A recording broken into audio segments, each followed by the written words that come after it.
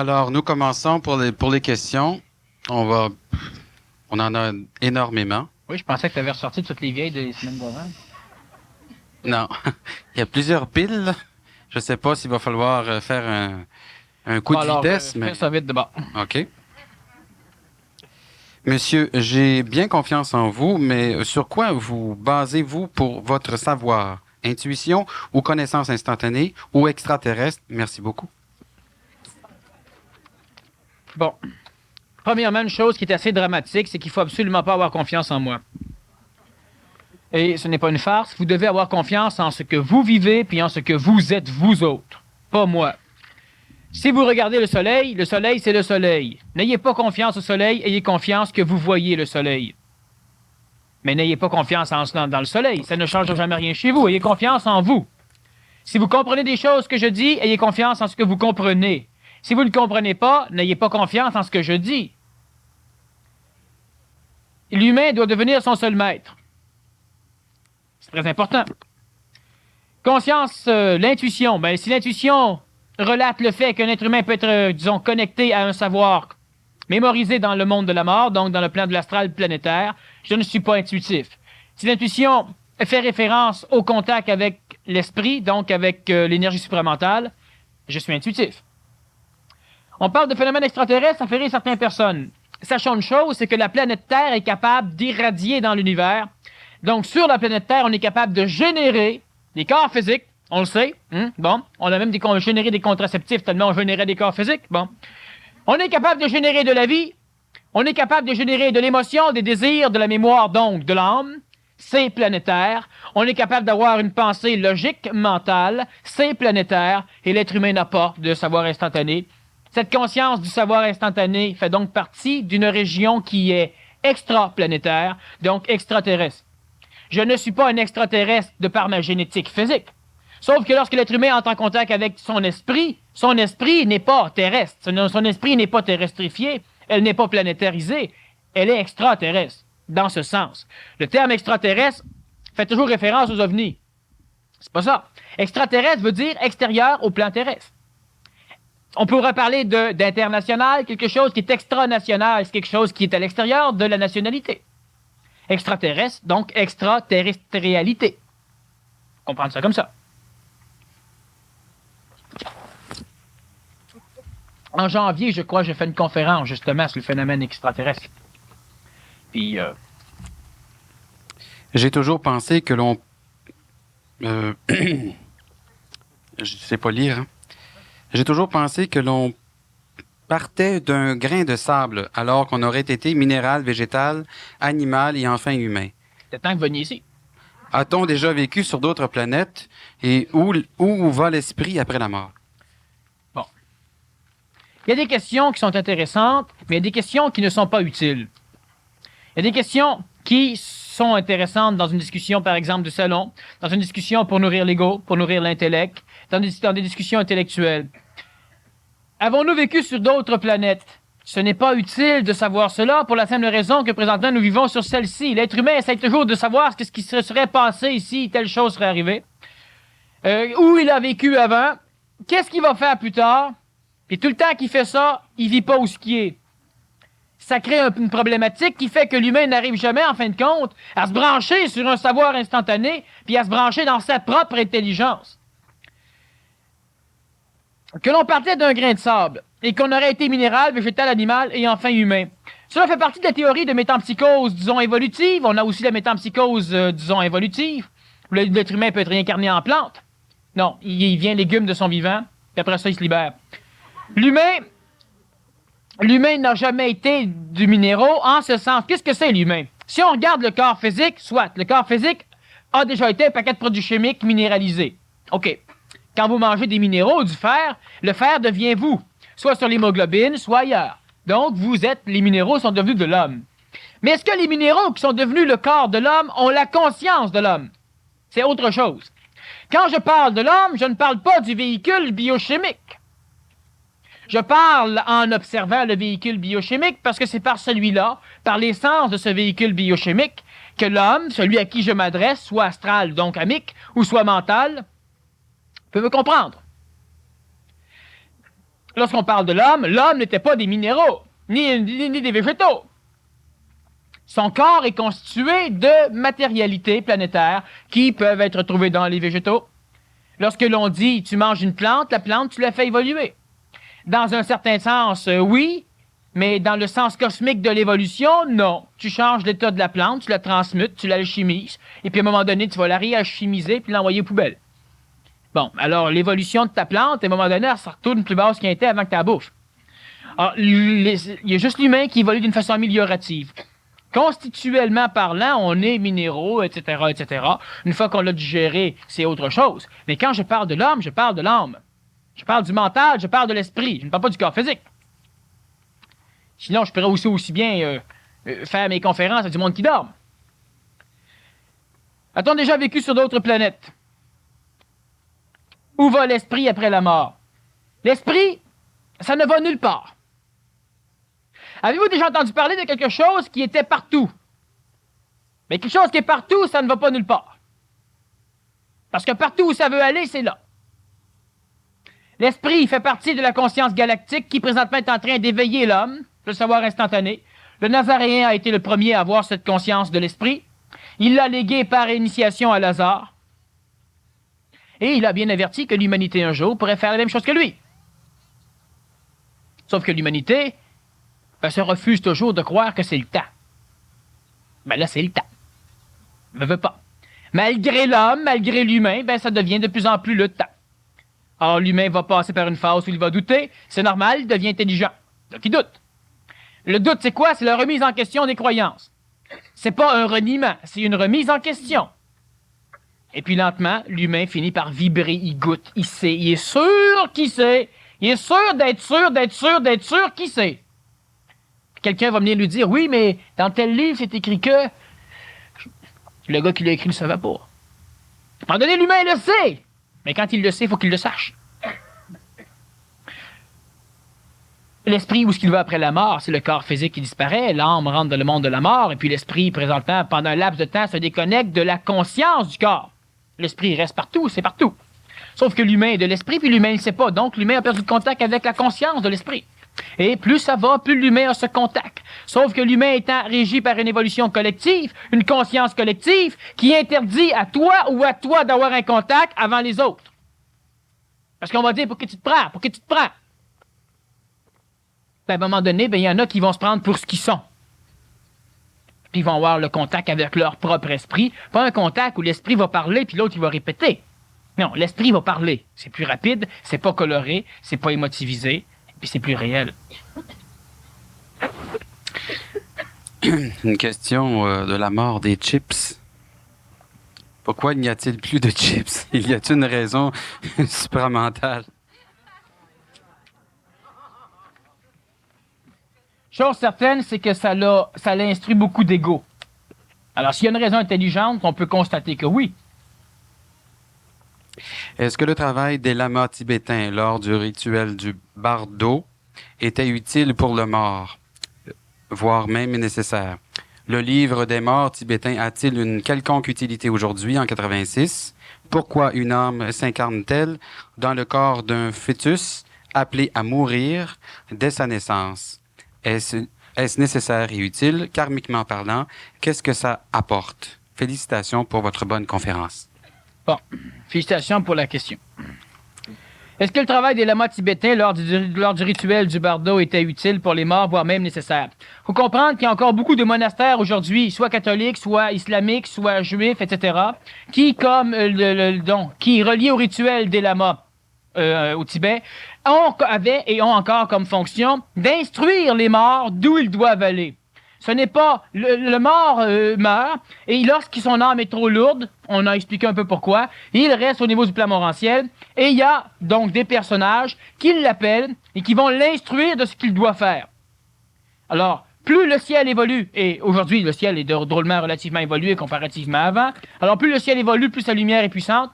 Plus la lumière est puissante, plus la personne peut donc se diriger tout seul, ce qui fait que de plus ça va aller, moins il se sera utile d'avoir un rituel similaire à celui-là. Le livre des morts tibétains a-t-il une quelconque utilité? Oui, pour les croyants et les fidèles qui sont dans l'ignorance, ils ne comprennent pas et qui ne pourraient pas vivre une substance de conscience sans être attachés à une tradition. le bardeau entre autres. Pourquoi une âme s'incarne-t-elle dans le corps d'un fœtus appelé à mourir? Il faut comprendre que lorsque le spermatozoïde rencontre l'ovule, il y a création d'un enfant. La génétique électronique, donc la génétique vitale, l'acide désoxyribonucléique contenu dans les nucléoles de ces deux phénomènes, est déjà amifié. L'âme de la mère, l'âme du père. Donc, il y a déjà une âme. L'enfant va se dissocier de l'âme des parents vers 3 ans et il va s'identifier à la sienne. Donc, il y a déjà une âme. Maintenant, ce n'est pas une âme réincarnative. C'est-à-dire que c'est l'âme réincarnative du vivant des parents, mais elle ne vient pas du monde de la mort. Plus le fœtus va grandir, plus la structure atomique de ces cellules va permettre l'attirance du monde de la mort d'un phénomène amique qui va être évidemment régi par la position des paliers du monde de la mort, attirés par les planètes, parce que les planètes n'influencent pas l'homme, elles influencent les paliers du ciel, puis l'homme étant assujetti au ciel par le monde de la mort, l'homme étant un mortel, l'homme étant un être de mémoire, alors évidemment, reste manipulé. Est-ce qu'il y a d'intelligence? Est-ce que c'est utile? Ce n'est ni intelligent ni utile en ce sens que ça n'a aucune importance. Pourquoi? Parce que c'est une mécanicité fondamentale et de temps en temps, soit que la mère vit une expérience qui va l'instruire, donc il y a un fœtus qui va être créé et qui va être un mort-né ou qui va être avorté. L'âme vient dedans mécaniquement. L'âme qui naît dans le fœtus n'a même pas de conscience d'existentialité. Donc l'âme qui naît dans le fœtus ne sait même pas qu'il est là. Ce qui fait qu'il n'y a pas de souffrance au niveau de l'âme, il n'y a aucune torture, il n'y a rien qui se passe et c'est une mécanicité reliée aux lois mécaniques de la gestion de la procréation planétaire. Donc, c'est parfait. Au niveau karmique, non. J'ai fait souvent des conférences sur le karma. On peut se référer à ces conférences si on veut connaître un peu plus du karma. Mais le karma des vies antérieures, vous n'en avez à peu près pas. 1%. Qu'arrive-t-il à l'âme de quelqu'un en bonne santé qui s'est suicidé et a commis un meurtre avant? Le fait qu'elle a commis un meurtre fait qu'elle a obligé la société à payer une partie du karma collectif. Donc, elle-même, en tant qu'individu, n'a pas grand-chose à payer de ce meurtre. Le fait qu'elle se suicide, elle s'est sans doute suicidée suite aux manipulations des concepts de culpabilité ou de la peur d'être prise. Donc, encore une fois, cette personne a été le support. C'est une personne qui, du point de vue de l'homme, je peux faire frémir différents égos, du point de vue de l'homme, a commis un meurtre et s'est suicidé, donc n'est réellement tant mieux qu'on s'en soit débarrassé. Mais du point de vue cosmique, cette personne a payé de sa vie et de sa souffrance une grosse partie du karma collectif de notre société, permettant à ceux qui sont heureux de pouvoir continuer à être heureux.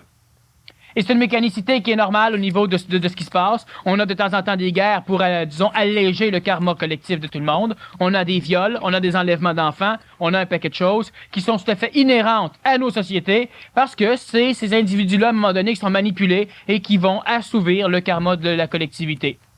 Donc, cette personne, du point de vue cosmique, a été manipulée. Donc, elle est responsable en ce sens qu'elle a payé pour, mais elle n'est pas coupable de quoi que ce soit. Elle ne savait pas ce qu'elle faisait au niveau de la conscience. Qu'est-ce qui arrive à cette âme? Elle va dans le monde de la mort, la même chose que les autres. Si sa culpabilité est trop lourde, elle va rester dans le plan morontiel pendant un laps de temps où elle va vivre un enfer. Si sa culpabilité disparaît, elle va évidemment grimper au niveau du monde de la mort. Parce que même si la religion parlait, elle ne parle plus, hein? Elle parlait du fait que l'âme pouvait partir en enfer ad vitam aeternam. On n'en parle plus parce que maintenant, c'est plus ça. Mais c'est pas vrai non plus. On s'est servi de cette mécanicité pour obliger les âmes à faire attention.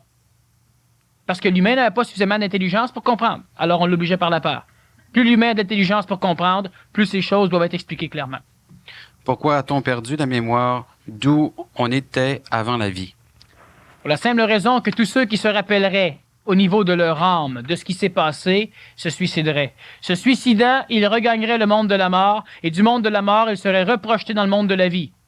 L'être humain ne peut pas sortir de la phénoménologie mortelle de l'évolution expérientielle de la planète Terre, autrement qu'en vivant. Donc, l'être humain va s'en sortir vivant dans un corps physique vivant. Celui qui meurt se repose un laps de temps, il va de toute façon revenir en paix et il va s'en sortir vivant. Il y a beaucoup de personnes qui vont dire, oui, mais là, moi, je ne veux pas mourir, j'aimerais m'en sortir tout de suite. Vous savez que le temps n'existe pas scientifiquement, c'est bien une des rares choses qu'on réussit à prouver, et que le temps n'est pas prouvable. Bon. Théologiquement, le temps n'existe pas non plus. C'est pas qu'on dit qu'il y a de l'immortalité, c'est pas qu'on dit qu'il y a de l'éternité. Parce que le temps, c'est pas une fraction d'éternité. Mais dans la conscience de l'homme qui mémorise tout, il crée l'illusion psychologique du temps. Parce que le temps que l'on connaît est en réalité un déplacement, c'est pas du temps.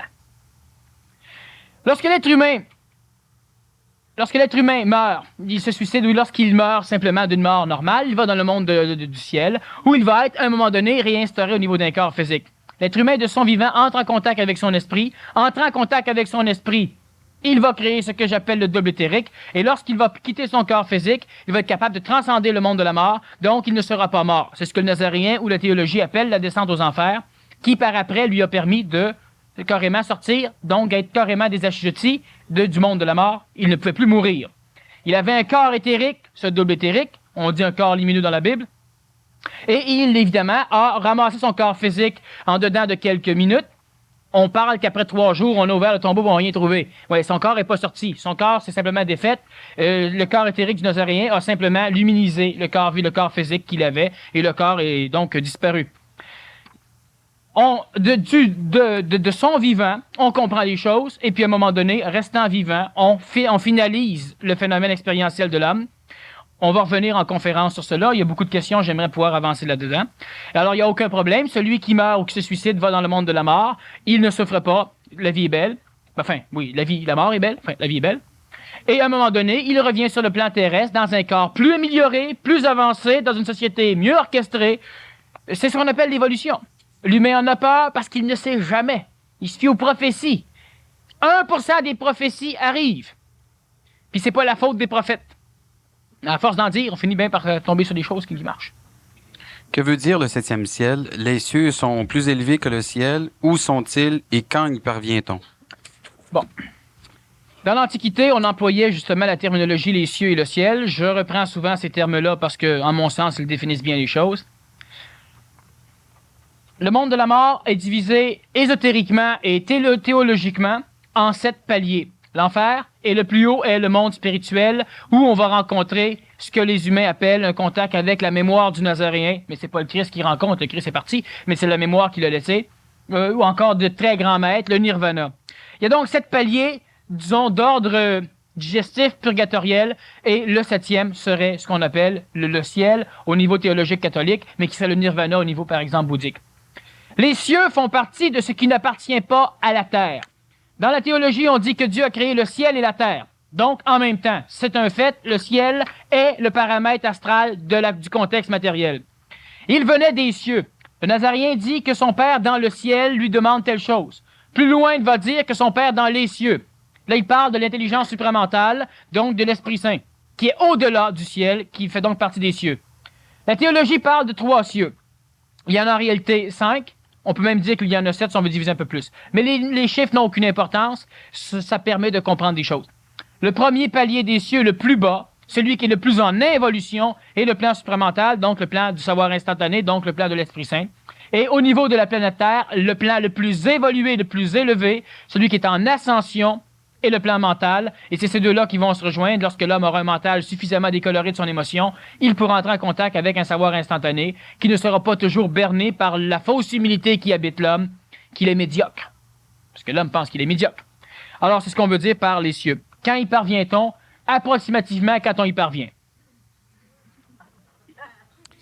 Une question assez longue ici, mais je vais couper court. Ma mère est morte il y a 3 ans de diabète. J'ai vécu sa maladie. Mon père qui va mourir alcoolique, il a des cellules au cerveau atteintes. J'arrive à la fin. J'ai besoin de me faire réajuster sur ses sentiments. Il y a quand même eu de bons moments en famille quand nous étions enfants, etc. C'est pesant. Bon, premièrement, il y a toujours de bons moments dans la vie. Et le maudit phénomène, c'est que l'astral planétaire, la conscience collective, celle qui manipule les humains et qui en fait des animaux, elle a la faculté intrinsèque d'aller chercher chez les humains les points clés qui permettent à cette conscience de toujours les manipuler et de les conserver dans un état d'involution. Bon, la théologie appelle ça le monde involutif, le mal, les forces du mal. La science peut appeler ça le refroidissement. On baisse en vibration. Bon. La personne, elle a vécu des bons moments. C'est bien évident que si l'astral lui ramène dans sa conscience les mauvais moments, elle va avoir hâte. Et ça ne peut pas fonctionner parce qu'une personne libérée a la faculté d'avoir un plan mental qui s'en va, et le plan mental qui s'en va entre en contact avec de l'intelligence, ce qui fait que toute la conscience collective qui nivelle tout le monde au même niveau, et ça, j'en ai parlé suffisamment. Ceux qui sont ici peut-être pour la première fois, on va en reparler de toute manière. Sinon, on a suffisamment, disons, de conférences enregistrées pour cela. Cette conscience collective, elle a donc la faculté de récupérer les individus qui tentent à s'en libérer. Si on regarde l'exemple du Nazaréen avec Satan et ces choses-là, ben effectivement, c'est l'idée même de la conscience collective. Tu auras une puissance sur tout le monde, tu sais, ça c'est bien vu, ça. Bon, mais ça c'est un poste qu'on donne, l'astral donne des postes. On refuse toujours les postes, comme ça on va mieux. La personne, elle revit des bons moments, de façon à pouvoir se sentir coupable, de façon à pouvoir désirer que ce qui génère chez elle ces bons moments, son père entre autres, et la mémoire de sa mère, puisse rester, son père doit rester un peu plus vivant parce que ça va lui permettre de pouvoir continuer à vivre les bons moments. Premièrement, elle n'est coupable et responsable de rien. C'est une chose, qu'elle le veuille, qu'elle ne le veuille pas. Deuxièmement, elle est manipulée présentement par le monde de la mort qui l'oblige, elle, à vivre dans le monde de la mort, c'est-à-dire qu'il l'oblige à vivre dans le passé, dans la mémoire. Elle ne peut donc pas entrevoir l'avenir clairement parce qu'il y a toujours de la mémoire qui vient omnibuler sa conscience. L'alcoolique meurt, il vit une phase où il va se libérer de cette mécanicité et il gagne donc le monde de la mort comme toutes les personnalités qui ont vécu sur le plan planétaire. Sauf qu'évidemment, l'alcoolique prend un peu plus de temps à monter et c'est pourquoi la théologie bannit l'alcool. Maintenant, est-ce que c'est, quand on parle de péché véniel et de péché mortel, etc., là, hey, je fouille loin, moi, là. Je pensais que j'avais oublié ça. Bon, c'est ça, quand ça sort. Quand on parle de cette mécanicité, c'est une mécanicité qui ne régit que l'homme vivant, ça ne régit jamais l'homme qui est mort. La personne ici doit envisager sa vie vivante, elle doit envisager ce qui se passe présentement, elle doit se reconnaître comme étant une entité qui est hautement importante, donc une entité qui a elle aussi sa vie à vivre, son plan amique à constituer, la connaissance, la compréhension de ces choses, et elle doit supporter d'une façon mentale ce qui arrive à ses parents ou à son père, et non pas d'une façon émotive. Si elle le supporte d'une façon émotive, obligatoirement, elle sera reliée à ce que son père vit, et elle le vivra. Ça va être extrêmement pénible pour elle, parce que c'est une manipulation qui l'oblige par l'émotion à vivre la même chose que son père. Est-ce que son père vit la même émotion et la même souffrance qu'elle? Même pas nécessairement. Et c'est ça qui est relativement dramatique, c'est que souvent la personne qui souffre pour l'autre souffre plus que l'autre. Et c'est une absurdité au niveau psychologique. C'est normal en ce sens que les humains sont manipulés par ce contexte, et tous le font, enfin presque. Mais ce n'est pas intelligent. La personne, elle est intelligente, puis elle doit simplement arriver à supporter ce qui se passe d'une façon mentale, donc d'une façon décolorée de l'émotion. Elle ne doit plus se connecter à son père par l'émotion, ni à sa mère d'ailleurs, par l'émotion. Parce qu'elle va en souffrir. L'émotion, c'est quelque chose de bon, de beau, lorsque ça permet la création. Mais c'est quelque chose à annihiler lorsque ça permet la destruction. Elle est en train de détruire son corps physique, elle est en train de vivre la maladie et de se rendre malade. Et évidemment, ce n'est pas correct. En ce sens, elle doit donc observer ce qui se passe et apprendre à le supporter mentalement. Pour l'instant, c'est ce que je peux donner. Elle va de toute façon finir par comprendre ces choses-là.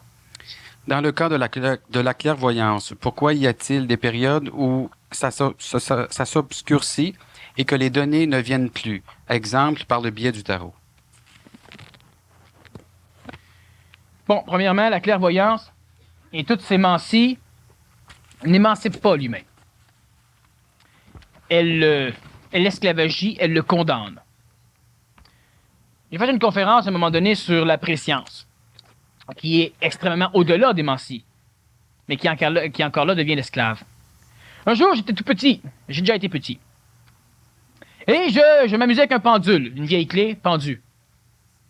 Et ça me donnait des réponses. Et c'est génial, j'ai tout savoir, mes examens, je les passés. Et j'ai passé des examens.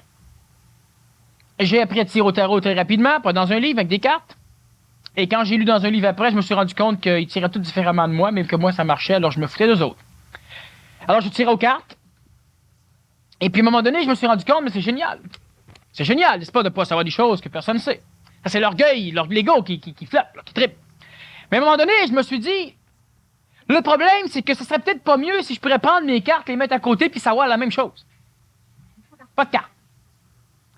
Alors, j'ai continué à tirer les cartes pour que le monde vienne, parce que le monde n'aurait jamais été capable de supporter que je lui parle d'eux autres. Alors, je tire aux cartes, puis là, je lui parlais d'eux autres, ils pensaient que je lui parlais, que les cartes le parlaient d'eux autres. Tu sais, des cartes, c'est ça, on comprend que ça puisse savoir. Pas un homme. Alors, j'avais donc mes cartes, puis je lui parlais.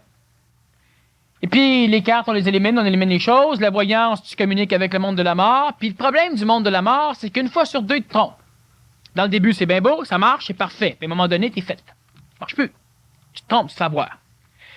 Dans le cas de la clairvoyance, c'est ce qui se passe. Au niveau du tarot, ça fonctionne, ça ne marche plus. Premièrement, il y a une mutation neurologique qui est régulière chez l'humain. Soit dégradante, les neurones meurent, et ils ne sont pas reconstitués immédiatement, donc il y a des pertes, ça revient. Comme des pertes de mémoire, à un moment donné, tu le laisses au bout de la langue, des coups, ça revient. Il y a aussi une mutation qui est améliorative, où les neurones se reprogramment différemment, de façon à éliminer les distances neuroniques pour pouvoir accélérer l'expression d'intelligence. Il y a des contacts qui sont coupés encore une fois. Et au niveau du monde de la mort, il faut comprendre des choses, c'est que ce monde est relativement souvent perturbé. Il n'en souffre pas, mais c'est un peu comme s'il y avait à un moment donné, pas des orages, mais des gros courants de vent qui viennent perturber les choses et qui déconnectent carrément les êtres humains à partir avec ces voyances. Vous avez déjà sans doute vécu, à un moment donné, comme une atmosphère bizarre, comme à Montréal ou à l'extérieur. Tu sais, une atmosphère dense, c'est comme bizarre, c'est comme pesant, c'est... Et puis, à un moment donné, ben, le vent, il se passe des choses, d'un coup, tout, tu sais, ah, bon, tu sais, on dirait que c'est mieux. Ouais, va-t'en dans le vent, puis tu te rends compte que c'est maintenant rendu là. Alors ça, ce sont les vents matériels qui, évidemment, moléculairement, créent de l'électricité statique, qui attire le plan vital qui contient une partie du plan astral, donc de ce monde de la mort, et ça circule un peu. La personne qui est connectée à certaines choses peut évidemment perdre certains contacts. Mais ce qui est surtout dangereux, c'est pas quand on perd des contacts. Il faut qu'on arrive à plus avoir besoin de ça. Mais ce qui est dangereux, c'est pas quand on perd les contacts, c'est quand on perd pas les contacts. C'est là que c'est dangereux. Vous avez un contact, une personne ici qui a fait de la voyance. Elle parlait. À un moment donné, elle a jasé, on a parlé ensemble, et puis je lui ai dit, vérifie c'est qui. Elle a vérifié c'est qui. Elle ne le fait plus. Qu'est-ce qui va arriver, c'est que la personne, ou c'est pas une personne, hein, c'est une mémoire de quelqu'un. La mémoire, tu es connecté sur une enregistreuse. La mémoire qui te parle, qui te donne des choses, qui accumule des mémoires, puis qui pense à ta place. Et c'est ça le drame. Tu n'es plus là, toi. Tu fais confiance. Elle pense. Puis à un moment donné, elle vient d'un plan spirituel pas pire. Tout d'un coup, le vent, ça se tasse. L'autre qui prend la place, il n'y a pas de découpage. Lui, l'autre qui prend la place, l'autre mémoire, elle peut t'amener à faire quoi? À faire ce qu'on voit dans les journaux. À tuer ta femme, ton mari, tes enfants, au nom de Dieu, ou encore à investir de l'argent quelque part, te faire roi carrément, à rentrer dans tel secte, encore une fois te faire berner. D'un coup, le vent passe. Puis là, celle qui est passée, elle se faisait passer pour l'autre. Parce que si elle se fait passer pour quelqu'un d'autre, tu ne voudras pas te brancher avec. La personne qui revient, celle qui est bien correcte, ben là, elle dit, ben oui, mais là, c'était une initiation, t'as appris, puis ben, c'est ça. Alors, ce qui est dangereux, c'est quand t'es toujours en contact avec ces conneries-là. Ça devient extrêmement pénible parce que les humains se font toujours avoir par ça. Tous ceux qui ont des contacts sont tellement fiers au niveau de leur orgueil que quand je leur dis que ces choses-là, c'est de la merde, ben ils me disent, ben oui, oh non. Ouais. Mais j'en connais, puis il y en a un paquet qui je connais qui ne me connaissent pas, qui sont présentement qui ont des problèmes par-dessus la tête. Il y en a qui vont jusqu'à commettre des meurtres. C'est rare, mais ça arrive. Il y en a qui vont tout vendre. Il y en a qui vont faire un paquet de stupidités parce qu'ils sont régis par des maîtres, des grands maîtres, ou des entités du monde de la mort, ou ils sont médiums, ou les cartes, ou les marques de thé, ou la boule de cristal. Bon. Tant que ça marche, ça marche. La journée que ça marchera plus, vous le saurez pas. Vous allez le savoir. Étant expérientiel, pas relié à un savoir instantané, vous allez devoir expérimenter que ça marche plus. Et quand vous allez découvrir que ça marche plus, il va être trop tard. Il va y avoir des conneries qui vont être faites. Oh, on peut se couper pareil. Sauf que quand t'as plus d'argent, parce que, ils t'ont dit de, bon, ben t'es faite. Quand tu t'es séparé ou divorcé ou marié ou etc., parce qu'ils t'ont dit que t'es faite. Alors donc, à un moment donné, l'homme doit savoir. Où prenez-vous vos sujets, vos thèmes de conférence? Pouvons-nous vous en suggérer? Bon, pouvons-nous vous en suggérer est une question qui n'est pas appropriée. Prenez-vous en main puis faites des choses. Demandez pas à votre gérant, puis-je vous voir? Dites-lui, je veux vous voir. Ben, parce que, hein, bon. Alors, pouvez-vous suggérer des titres de conférences? Ben voyons donc, c'est bien évident, la question se pose pas. Où je prends mes sujets et mes thèmes, ben c'est ça. Il y a du monde qui ont décidé qu'ils m'en suggéraient, puis... Est-ce que la visualisation d'une protection énergétique ainsi que la démagnétisation lorsqu'on est en présence de quelqu'un qui pratique la technique de renaissance est légitime?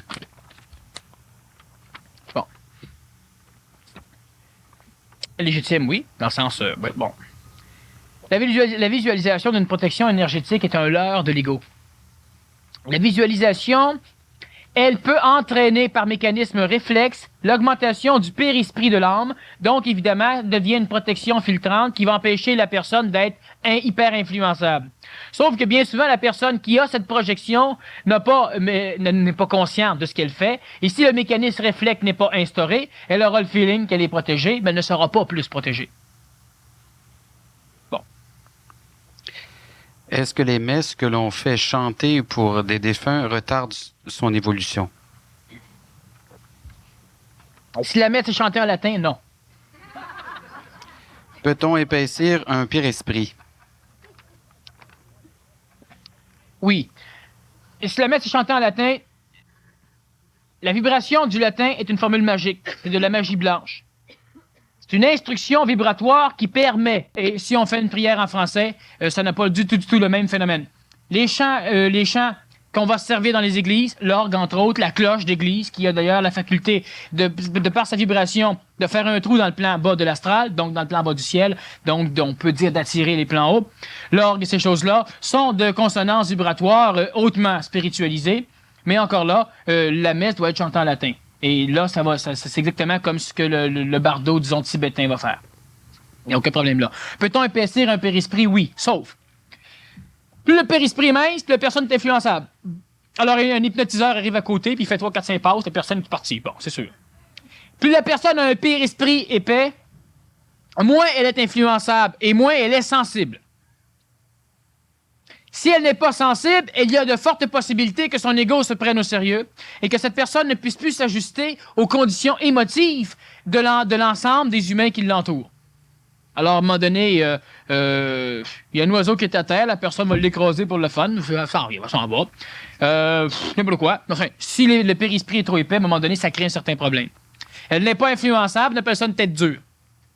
Vu qu'elle a un ego qui se prend au sérieux, il faudrait à un moment donné la têter suffisamment pour qu'on puisse amincir son périsprit. Alors donc, il faut qu'il y ait un juste milieu entre la minceur et l'épaisseur. Et ça, ce n'est pas encore une fois du domaine du savoir de l'ego. Vous allez finir par arriver à cet équilibre. Mais pour l'instant, c'est une chose qui ne s'enseigne pas à l'ego. À un moment donné, l'humain, lorsqu'il devient un homme nouveau, évidemment, a un périsprit qui est capable d'être grossi lorsque c'est nécessaire et d'être aminci lorsque c'est nécessaire. Il y a déjà plusieurs humains qui peuvent le faire. Celui qui a un corps mental est capable de résister à quelque chose correctement et de se retourner et de trouver quelque chose de beau. Donc, il est déjà capable, disons, d'altérer l'épaisseur de son périsprit. C'est une personne transitive. L'incinération est-elle bénéfique ou nuisible pour l'âme? Et quelle est la façon la plus appropriée de disposer du corps? La façon la plus appropriée de disposer du corps est l'incinération ou l'enterrement ou l'immersion. Donc, dans l'eau. Si on veut avoir une réponse plus fonctionnelle, ben évidemment, c'est l'incinération du point de vue écologique. Ça ne nuit rien à rien. Série de questions. Où prenez-vous prenez-vous tout ce que vous dites? Oui. C'est ça. Pour savoir, ça faudrait une personne meure et revienne à la vie pour le dire. On va parler de la mort. Oui. Et ensuite, l'autre question.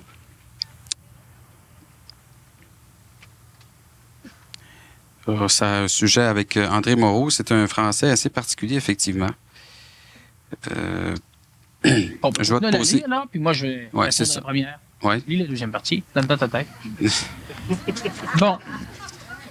Comment puis-je parler du phénomène de la mort si effectivement je ne suis pas mort et René? Bon. Il faut comprendre que tout ce qui se passe est enregistré. Je parle, c'est enregistré sur une cassette. Hein, c'est de la matière. On prend une photo, c'est photonique, mais c'est enregistré. Lorsque l'on regarde les étoiles, ce que l'on voit, c'est la mémoire photonique de la lumière de l'étoile, mais l'étoile n'est plus là, elle peut même être disparue.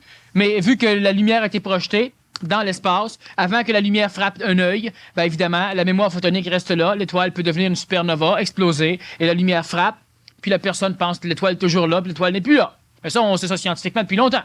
Vous savez que la lumière du Soleil prend au-delà de 7 minutes pour atteindre vos yeux sur la Terre. Alors, si le Soleil explose, ben vous allez le savoir 7 minutes après. Parce que la vitesse de la lumière dénote du temps, donc ça prend du temps. La mémoire, tout ce qui est enregistré est mémorisé. Alors, si la personne a la faculté, ce que certains voyants ont réussi à faire lorsqu'ils ont écrit certains livres ésotériques, a la faculté de pénétrer ce qu'on appelle aussi en termes ésotériques les annales akashiques, c'est-à-dire la mémoire du temps. Si on a la faculté de pouvoir lire cette mémoire dans le ciel là où elle est, bien évidemment, on peut voir les personnes mourir, on peut suivre leur cheminement à la trace, on peut donc connaître d'une façon globale toute la phénoménologie de la mort et de la naissance. Comment savoir si on se réincarne? Ben, en fouillant les mémoires de la planète, et si on voit des réincarnations, ben, on sait qu'elles se réincarnent. Alors, c'est simplement de cette façon-là qu'on peut, c'est un moyen, disons, de la clairvoyance. Si on parle de savoir instantané, cela veut dire qu'on a un point de vue cosmique de ce qui se passe sur le plan terrestre et non pas un point de vue humain. Lorsque moi je parle d'un point de vue cosmique. Je peux aussi parler d'un point de vue humain pour faire mieux comprendre les choses. Alors, je n'ai pas besoin d'expérimenter une chose pour le savoir, étant donné que le savoir instantané est un savoir qui n'est pas expérientiel, qui est existentiel. Donc, on n'a pas besoin d'expérimenter un phénomène pour pouvoir en parler. On n'a qu'à en parler pour pouvoir l'expérimenter. C'est le cas du savoir instantané qui frustre tant d'hommes anciens et tant de personnes transitives qui n'arrivent pas à avoir cette compréhension. L'enfant, lorsqu'il vient au monde, il tète. On n'a pas besoin d'y montrer. C'est du savoir instantané. Lorsque les personnes dans l'Antiquité, et même encore aujourd'hui dans les pays sous-développés, ont des maladies ou des blessures, ben, ils savent quoi faire. Du savoir instantané. Ils n'ont pas assez d'ego pour le colorer. Tandis que vous, placé quelque part, dans une jungle, vous avez un problème, ben vous ne saurez pas quoi faire, parce que vous allez tellement faire référence à vos mémoires pour expliquer la réalité que vous allez carrément être fait. Le savoir instantané est une condition qui est vécue par l'humanité, mais qui est vécue d'une façon inconsciente par l'humanité, ce qui fait que, étant inconsciente, l'humanité n'en trouve jamais les traces chez elle, à part l'illumination théologique, ou à part le eureka scientifique. C'est les seules traces que laisse l'intelligence supramentale, le savoir instantané, l'intelligence active dans l'homme. Vu que moi, je parle relié à ce savoir instantané, alors évidemment, je n'ai pas besoin d'expérimenter un phénomène pour le savoir.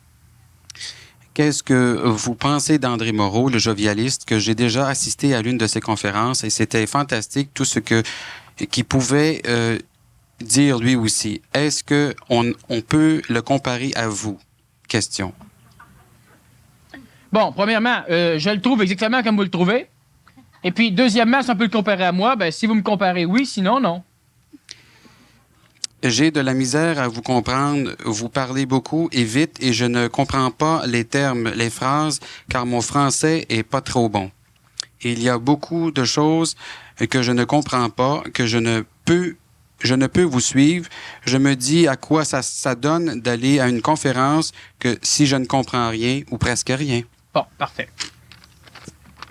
Premièrement, c'est pour cela que celui qui achète le billet pour la semaine d'après a la conférence, enfin, gratuitement sur cassette, comme ça peut réécouter, sans avoir à débourser nécessairement. Étant donné qu'il a un intérêt énergétique à revenir ici, ben alors on lui fournit les cassettes. Deuxièmement, le fait que la personne ne comprenne pas tout n'a rien à voir, étant donné que ce que je dis n'est pas du domaine de la compréhension pure, mais est beaucoup du domaine de la vibration pure, ce qui fait que le simple fait... Il y a souvent des personnes ici qui amènent des enfants. Ben, les enfants, ils veulent revenir. Pourquoi? Ils comprennent rien. Il y en a même qui dorment. Il y a même des adultes qui dorment aussi, puis ils reviennent quand même. Bon.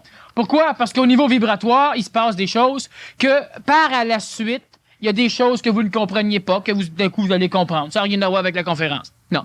Sauf que vibratoirement, il y a des choses qui se passent. Il y a des mutations qui s'opèrent. Et ce n'est pas de mon énergie qui crée la vibration. On parle d'intelligence. Il y a donc de l'intelligence dans la salle. Il y a donc de l'énergie intelligente ici. Moi, j'en transmets une partie en parole. Le reste, il est là. Et les personnes sortent énergisées. Ils sortent pépés. Et ceux qui vont sortir pépés peuvent être carrément down, rendus dans le métro ou chez eux. Pourquoi? La différence de potentiel énergétique fait qu'à un moment donné, on a l'impression d'avoir été coupé de quelque chose. Ça, on finit par s'habituer, puis à un moment donné, on reste relativement stable. Donc, ce n'est pas... Et je parle relativement vite pour deux raisons. Je peux parler plus lentement. La première raison, je ne veux pas que vous ayez le temps de tout comprendre ce que je dis, parce que la majorité d'entre vous allez intellectualiser ce que je dis, plutôt que de le laisser passer comme feeling, donc comme vibration. Deuxièmement, pour pouvoir parler d'une façon à l'aise, l'énergie supramentale se ralentissant par le biais d'un ajusteur de pensée pour pouvoir être communiqué par ma bouche. Il passe quand même à une vitesse relativement rapide, ce qui fait que si je ralentis le flot de parole, évidemment, il y a un paquet de phénomènes qui pourraient être intéressants à parler, que je n'aurai pas le temps de parler. Bon, alors ça, c'est deux raisons qui font que je dois ou que je me permets d'accélérer le flot de parole de façon à ce qu'on ne spiritualise pas trop le phénomène et à ce qu'on n'intellectualise pas trop ce que je dis. Comment expliquer la mort à un enfant de 4 ans qui vient de perdre sa mère? On doit l'expliquer à l'enfant, ajuster à l'enfant. L'adulte, souvent, vit dans son monde à lui et se dit « Oui, mais je suis pas pour y mentir. » De toute façon, tout ce qu'il va y dire va être d'une menterie, parce que l'adulte ne le sait pas lui-même. Donc, l'adulte doit donc expliquer à l'enfant le phénomène au niveau de l'enfant. Premièrement, l'enfant vibre déjà que la personne, si elle n'a pas été évidemment instruite d'une façon fautive, un peu désagréable, vibre déjà que la personne est partie quelque part et puis qu'il n'y a pas de problème. Évidemment, au niveau de son ego, elle a expérimenté la personne, alors elle va chercher la personne. Mais on peut facilement compenser ce manque à gagner au niveau émotif par ce qu'on peut donner à l'enfant. L'enfant ne fera jamais de problème avec la mort, sauf si l'adulte l'a instruit à faire des problèmes avec la mort. Alors, si on dit à l'enfant que la personne, elle est partie dans un autre pays, pour l'enfant de 4 ans, ça peut se comprendre. On peut lui montrer la carte, le globe terrestre, et l'enfant, on lui montre c'est quoi un pays, et puis on lui montre des photos, puis l'enfant peut demander dans quel pays. Alors, on peut lui dire c'est un pays qui n'est pas là-dessus. On peut lui expliquer selon ce qui va aller, et on peut créer une fable. L'enfant, à la longue, va finir par savoir que la fable est fausse, parce que l'enfant à 7 ans, s'il vous pose des questions, continuez pas avec le Père Noël. Ajustez-vous à l'enfant de 7 ans. Et rendu à 12 ans, s'il repose des questions, ben expliquez-lui plus clairement. Comme ça, l'enfant n'aura jamais l'impression que vous lui avez menti. Ça, c'est important. Maintenant, on ne doit pas expliquer à l'enfant comme nous, on aimerait se le faire expliquer. L'enfant, on lui pose des questions. Mais où tu penses qu'elle est? Mais je ne le sais pas. Bon, alors on lui explique des choses selon la vibration qu'on a avec l'enfant. Je ne peux pas donner la réponse comme ça, j'ai pas l'enfant avec moi, je pourrais lui expliquer. Mais c'est à vous de le faire, parce que c'est à vous aussi d'apprendre à vous ajuster à des personnalités qui n'ont pas autant d'ego, donc de mémoire que vous. Et on s'ajuste à l'enfant. Je veux savoir comment il se fait qu'une mère qui voit mourir son enfant souffre autant dans son corps qu'à la naissance de l'enfant. Ça, c'est une projection massive qui a ramené la mémoire de l'enfant. L'enfant ne devait pas être extrêmement vieux. La mémoire de la mère, la mémoire, l'expérience de l'enfantement de l'enfant a été quelque chose qui a traumatisé l'ego. Soit en souffrance physique, soit aussi simplement en plaisir d'avoir un enfant, ou ça peut être aussi en désagrément, mais je crois plus que c'est en plaisir. Et lorsque l'enfant meurt, l'ego refuse totalement la mort, ce qui fait que lorsque l'enfant meurt, l'ego revit la mémoire de l'enfantement pour essayer de réenfanter l'enfant. C'est inconscient, de réenfanter l'enfant pour que l'enfant ne meure pas. Et évidemment, l'ego ayant la faculté hormonale de contrôler le corps par le biais du thalamus, de l'hypothalamus, donc des glandes endocrines et exocrines, la mère va recommencer à sécréter ce qu'il faut pour que les contractions utérines recommencent. Peut-être même qu'il y a eu des contractions, peut-être pas. Et la mémoire des douleurs, bref, tout l'enfantement complet peut être vécu et physiquement et psychologiquement par la mère. C'est une réaction, disons, de rejet total de la mort de l'enfant, qui ne nuit pas tellement à l'enfant, étant donné que la mère, premièrement, l'enfant reste relativement léger au niveau de son âme, et surtout que la mère étant, englobée par sa propre mécanicité de réenfantement mémoriel, ça libère donc l'enfant, ce qui fait que ça ne dérange pas l'enfant, mais c'est ce qui a fait que la mère a revécu l'enfantement. Quoi dire à une mère dont le fils de 18 ans vient de se suicider? Bon, on peut lui demander comment ça va. C'est une chose. On ne lui parle pas de son fils pour l'instant parce qu'évidemment, la mère étant une personne normale, c'est-à-dire un être qui n'est pas en état d'apprendre de choses quand elle vit quelque chose.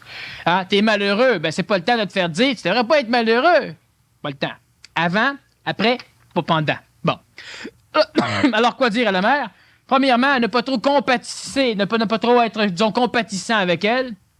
C'est-à-dire, tu sais, on va pas broyer avec elle, on va pas trouver sa plate avec elle, on va pas recenser les mémoires avec elle. On doit tout faire pour enligner la mère dans la vie. Si elle a d'autres enfants, qu'elle s'en occupe. Si elle n'en a pas d'autres, qu'elle s'occupe d'elle. Il y a tellement de choses qu'elle peut faire, mais une chose qui est certaine, c'est qu'on doit toujours braquer l'humain dans le vivant, l'actuel, Et pour que l'humain comprenne que le vivant est important, on doit le braquer dans l'avenir. Oui, parce que l'humain vit dans le passé ou dans l'avenir, le présent, ça n'a pas de texture pour lui. Alors donc, on le braque dans l'avenir. La chose à ne pas faire, évidemment, c'est d'être compétissant trop avec la mère, d'aller ressasser les choses. Si la mère vous haït, elle va oublier l'autre. Ce sera déjà une chose.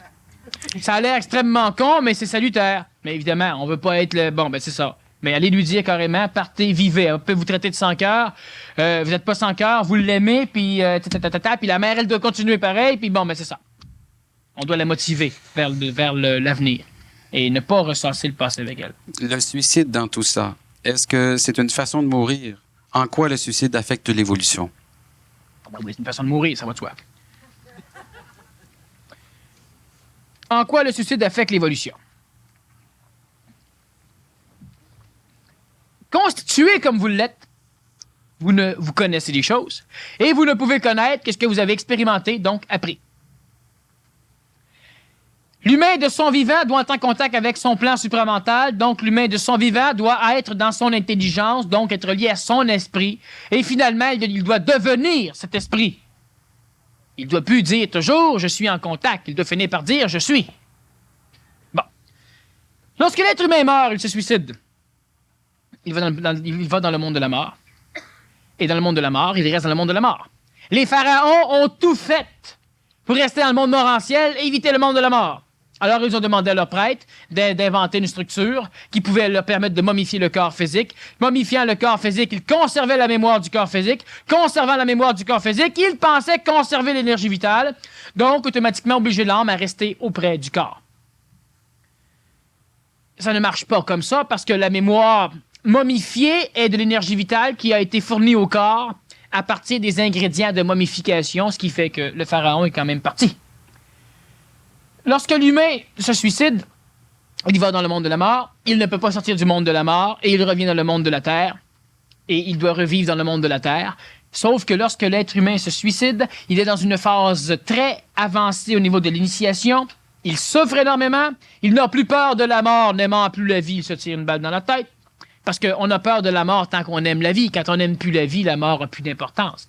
Alors, n'ayant plus de substance au niveau de la vie, et c'est merveilleux qu'un être humain en arrive là, parce qu'il ne peut plus faire confiance aux traditions, aux croyances, à sa mémoire. Il ne sait plus qui il est. Il n'a plus de substance pour exprimer quoi que ce soit. Qu'il reste en vie. Parce que dans pas grand temps, il y a quelque chose de neuf. Le récipient est vide. Dans pas grand temps, il y a quelque chose de neuf qui va commencer à le remplir. Et l'être humain va renaître. Il va renaître et il sera un être transitif. Il sera quelque chose de neuf, quelque chose d'autre. Et dans cette vie-ci, peut-être dans celle qui va suivre après, il va arriver à ce contact avec l'esprit. Un autre problème majeur, c'est que l'humain étant traditionnaliste de par son éducation, ben il prend les vieux livres puis il apprend que tous ceux qui ont vécu n'ont pas eu le contact avec l'esprit à part les apôtres. Les 63 apôtres.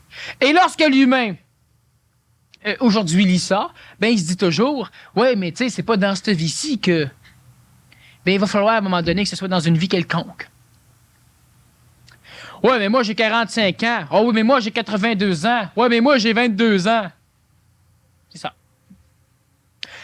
Ça peut être n'importe quand. C'est quand l'ego s'y en attend pas. Alors, ce qu'il faut comprendre, c'est que le suicidé revient dans le monde de la vie et doit recommencer encore à revivre et à faire ces choses-là. Karmiquement, il n'y a pas 56 000 affaires à payer, sauf qu'il revient dans une société qui tolérait le suicide. Alors, à un moment donné, il peut avoir, lui, quelqu'un qui connaît qui va se suicider. Il peut encore se suicider, mais ça ne changera rien. Ça freine son évolution en ce sens que toutes les fois qu'il passe du temps dans le monde de la mort, bien évidemment, il se repose, mais c'est pas là qu'il va finir par transformer le monde de la mort. C'est dans le monde de la vie qu'il va finir par comprendre, par avoir ce contact avec l'esprit, et là, il pourra transcender le monde de la mort. Donc, le suicide devient une aberration, quoiqu'il n'est pas nuisible. Quelqu'un qui s'est suicidé, ben c'est ça. À un moment donné, ça va revenir, ça va continuer à vivre, et puis un jour, ça va transcender le monde de la mort, comme chacun des humains doit arriver à le faire. Et va arriver à le faire. Qu'est-ce que le Nazaréen voulait dire lorsqu'il a dit « Je vais vous préparer une place afin que là où je suis, vous y soyez aussi. » Bon. Premièrement, il voulait sans doute dire ce qu'il a dit. C'est une chose. On me demande d'interpréter ce que le Nazaréen a dit. Ce qu'il faut comprendre, c'est que le Nazaréen parlait à des humains qui avaient un langage particulier. N'est-ce pas? C'était pas le français. On a traduit. Et il parlait aussi avec une limitation de mots. Il ne pouvait pas parler d'atome, hein? Non. Lucrèce l'avait fait. Mais ça, c'est en grec. Puis atomos, ça va. Mais ça n'avait pas la même consonance vibratoire que ce que l'on connaît aujourd'hui. L'atome, c'était le symbole de la molécule à l'époque. Bon. Le Nazaréen préparait une place. Il faut comprendre une chose. Le Nazaréen, en venant sur le plan planétaire, a créé un événement. Il a créé une expérience mémorisée dans le monde de la mort. Et cette expérience mémorisée est celle d'un être qui a transcendé le monde de la mort. Ce qui fait qu'automatiquement, il a laissé au niveau mémoriel une connotation mentale qui a permis depuis ce temps à n'importe quel autre humain d'avoir la possibilité de contact avec l'intelligence instantanée, ce qu'on appelait à l'époque l'Esprit Saint. L'esprit pur, non émotivisé, non terrestrifié, non coloré.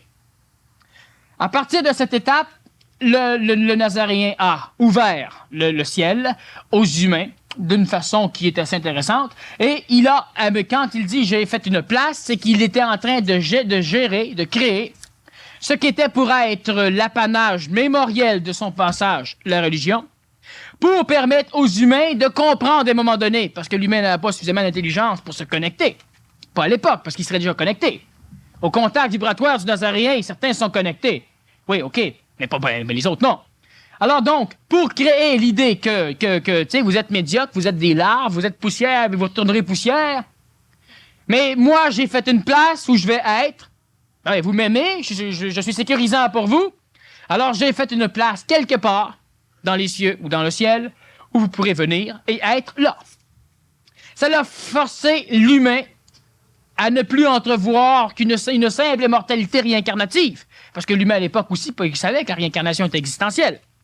Sauf que là, on a pensé que peut-être qu'à un moment donné, il cesse d'être réincarné puis il finit par faire quelque chose.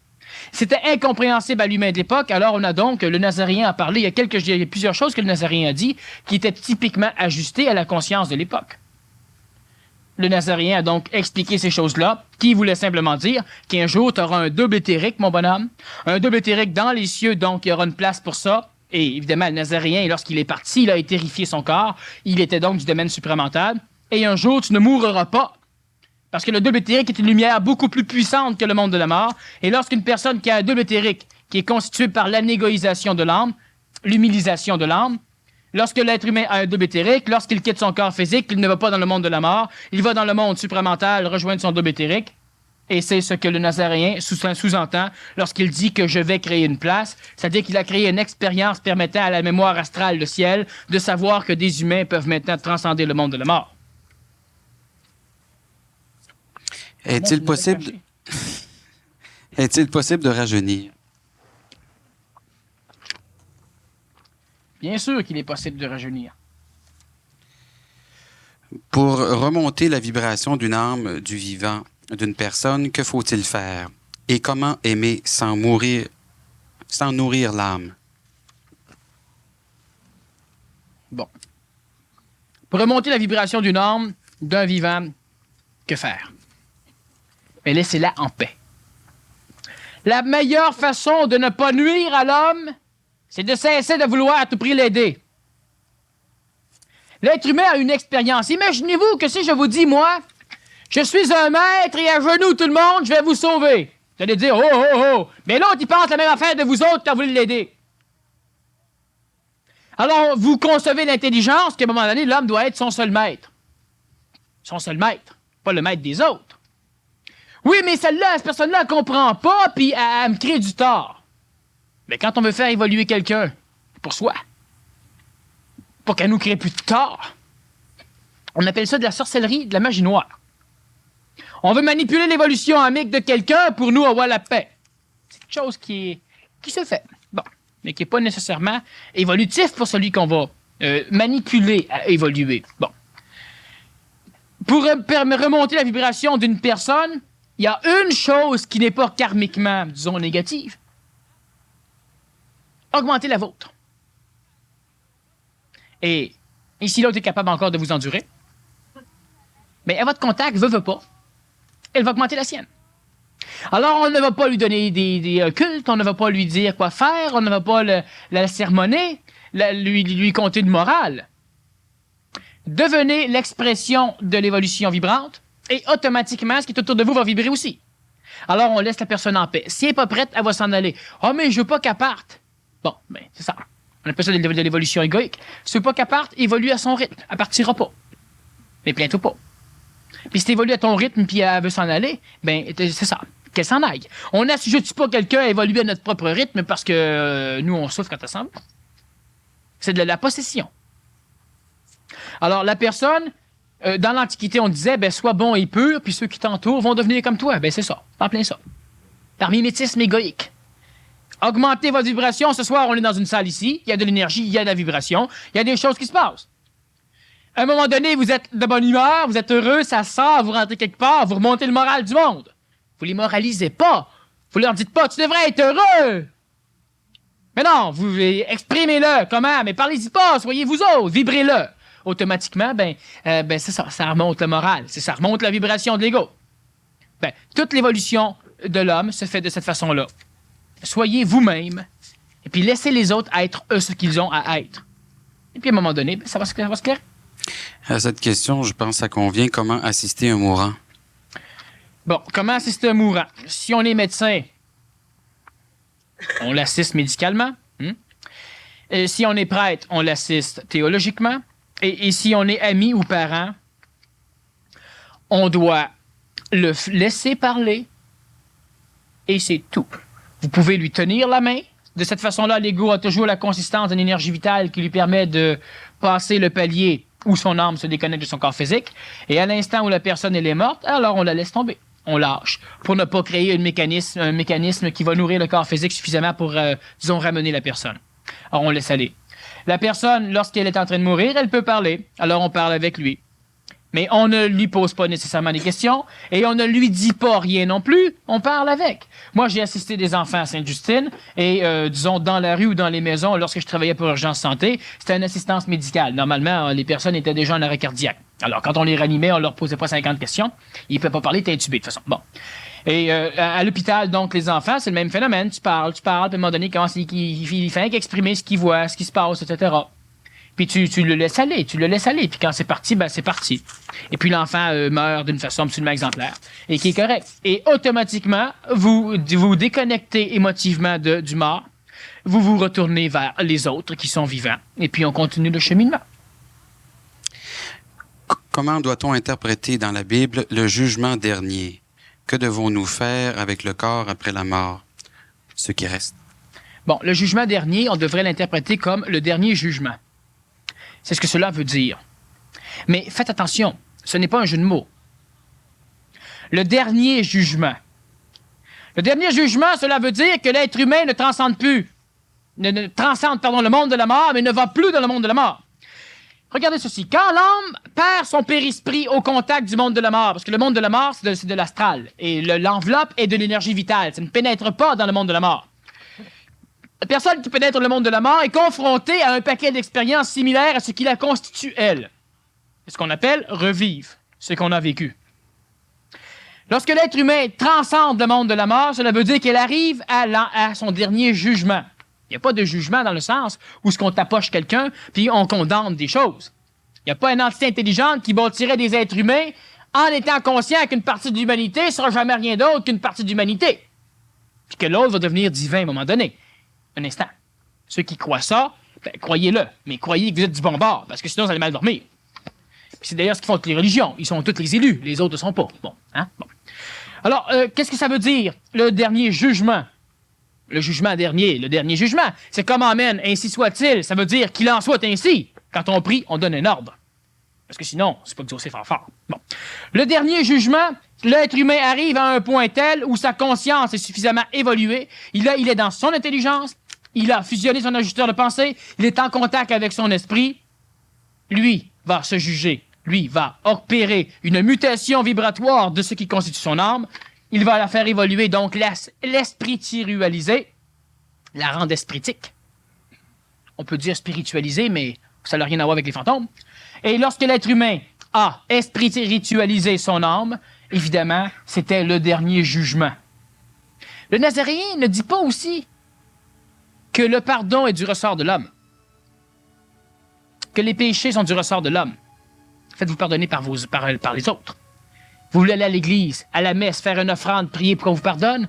Va voir le gars à qui tu as quelque chose à faire, là, laisse ton offrande de côté, va le voir, organise-toi avec lui. Puis après ça, si tu as du temps, tu iras à l'église. Mais le dernier jugement est aussi fait par l'homme. Et l'homme s'auto-juge. Il n'y aura jamais pire juge que celui qui se juge. Ce sera le dernier jugement. Par la suite, l'homme transcende le monde des mémoires, donc le monde de la mort, donc l'homme est libéré. Il n'y a plus de jugement.